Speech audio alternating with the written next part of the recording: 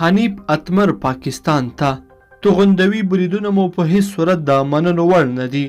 السلام علیکم درنو لیدونکو، ستړي مشي، وخت مو په خیر.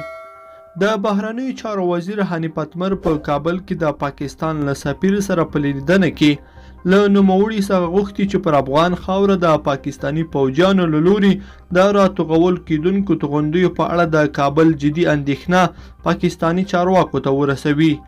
د یاد وزارت د خبرپاڼې له مخې اتمر منصور احمد خان ته ویلي چې دا توغندوي بریدونه د ټولو اصولو خلاف او په هیڅ صورت د منلو وړ نه دي.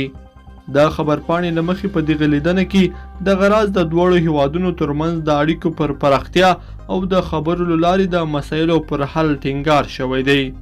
د یادونې وړ ده چې پاکستان د تیرې پنجشنبې په ورځ له یوې لنډې مودې وقفې وروسته یو ځل بیا پر کونړ ولایت راکټو بریدونه کړي دي او خلکو ته یې ګڼ مالي او ځاني زیانونه اړولي دي.